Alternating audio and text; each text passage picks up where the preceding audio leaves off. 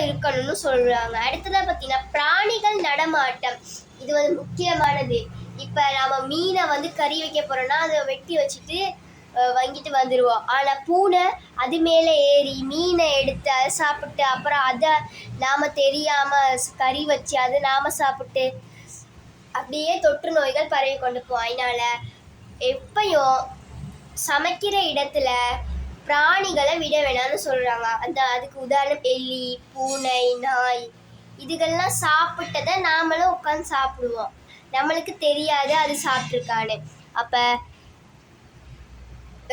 பிராணிகள் நடமாட்டத்தை சமைக்கும் இடத்துல குறைக்கணும். அப்படி அதுக்கு அடுத்தது கழிவு பொருட்களை அகற்றும் வசதி. இப்போ காய்கறியெல்லாம் வெட்டிட்டு அதை வேற ஒரு இதில் போட்டு வீசுறதுக்கு ஒரு அப்படியே டின் மாதிரி ஏதாச்சும் ஒரு இது மாதிரி வச்சிருக்கணும். அப்போ தான் அது வெவ்வேறு இடங்களுக்கு கழிவு பொருட்களை அகற்றும் வசதி இருக்கணும். அடுத்ததாக பார்த்தீங்கன்னா சமையல் பொருட்களை உரிய இடத்தில் வைத்தல். யாருமே இப்போ சமையல் பொருட்கள்லாம் உரிய இடத்துல வைக்கிறதில்ல. இங்கிட்டு ஒரு டின் அங்கிட்ட ஒரு டின் அப்படின்னு எல்லா இடத்துலையும் பரப்பி போட்டோன்னே எல்லாம் குழம்பிடும். மாவு சீனிக்கு பதிலாக உப்பு அள்ளி போடுவாங்க. அதனால உரிய டேப்பெல்லாம் ஒட்டி வச்சுக்கணும்.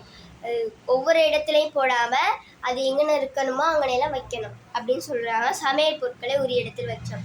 இப்போ சமைக்கும் இடத்தை நம்ம மிகவும் தெளிவாக பார்த்தா முக்கியமானது ஒளியும் காற்றோட்டமும் இருக்கணும், குடிநீர் வசதி இருக்கணும், பிராணிகள் நடமாட்டம் இல்லாத இடமா இருக்கணும். அடுத்தது கழிவு நீர் மற்றும் கழிவு பொருட்களை அகற்றுவதற்கு வசதி இருக்கணும். சமையலுக்குரிய பொருட்கள் உபகரணங்கள் என்பன ஒழுங்குமுறையில் அடுக்கி வச்சிருக்கணும். இது சமைக்கும் இடத்துல மிகவும் முக்கியமானது ஒன்றாக இருக்குது. இப்போ முதலாவது நம்ம சமைப்பவர் பார்த்தா, அடுத்து சமைக்கும் இடம் பார்த்தா, அடுத்ததான் பார்க்க போகிறது அந்த உரிய இடத்துல இருக்க கருவிகள். இதுதான் பார்க்க போறோம். இப்போ நாம கருவிகள் முதல்ல சுத்தமானதாக இருக்கணும். இப்ப கருவிகளை பத்தி பார்ப்போம். உணவு தயாரிக்கும் கருவிகளும் உபகரணங்களும் எப்படி இருக்கணும்னு அடுத்து பார்க்க போறோம். தொழிற்பாட்டிற்கு பொருத்தமான சமையலறை பொருட்கள் இருக்கணும்.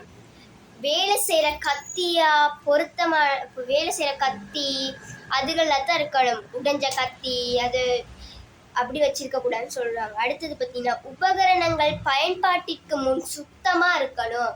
கத்தி அப்படியே மீன் வெட்டின கத்தி